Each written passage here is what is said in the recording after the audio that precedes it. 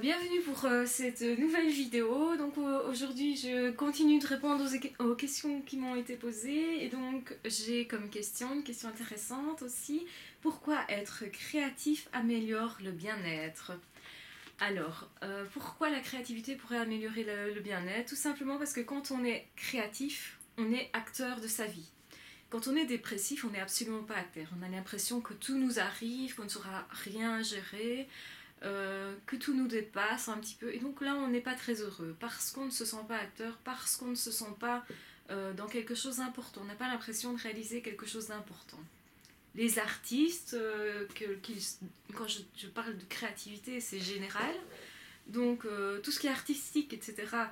Quand vous écoutez un peintre parler, quand vous écoutez pourquoi quelqu'un va sculpter quelque chose, alors l'explication, parfois il l'a, parfois il ne l'a pas, hein, mais souvent quand il a une explication, l'artiste vous répondra mais parce que pour moi ça a un sens, ça crée quelque chose de symbolique pour moi, ça fait que je marque le monde, je laisse une trace dans ce monde via mes œuvres.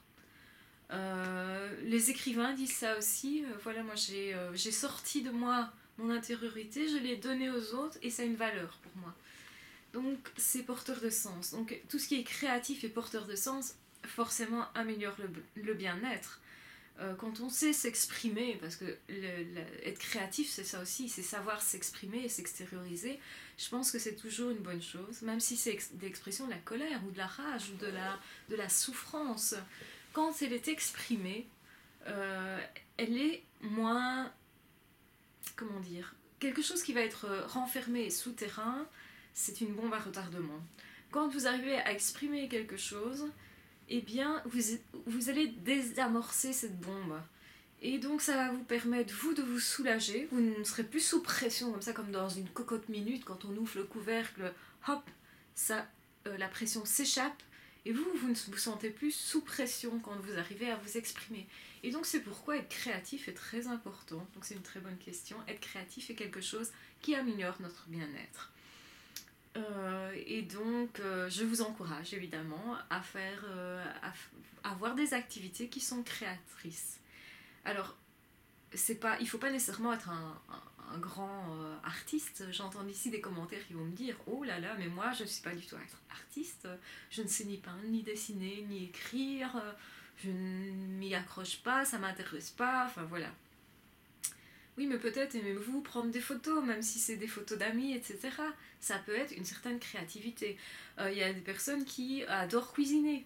La cuisine est quelque chose d'extrêmement créatif. Et d'autant plus qu'elle est aussi dans le partage. Donc je pense que être créatif c'est une chose, mais en plus si on sait partager ça avec quelqu'un d'autre, c'est non seulement s'exprimer, mais en plus c'est être entendu, écouté, et quelque part c'est valorisant. C'est être valorisé que d'être écouté. Faire des vidéos comme je le fais par exemple, c'est quelque chose qui est créatif, vous dites tout ce que vous voulez, donc c'est créatif. Et comme je disais, donc c'est un moyen de s'exprimer et d'être entendu. Et donc voilà, je vais vous remercier pour votre écoute, parce que tout ça est très important pour la vie de chacun. Et donc n'hésitez pas à m'envoyer vos questions, j'essayerai d'y répondre le mieux possible. Et n'hésitez pas à me dire « Ah mais non, moi je n'entendais pas la question de cette manière-là, si jamais je n'ai pas capté assez bien votre question. » Donc n'hésitez pas. Et si vous avez aimé cette vidéo, n'hésitez pas non plus à la partager. Si vous n'avez pas aimé, ne la partagez pas. Et si vous l'avez aimé et si vous avez envie d'y réagir, réagissez, pas de problème. Voilà, je vous embrasse très fort et je vous souhaite une excellente journée. À très bientôt.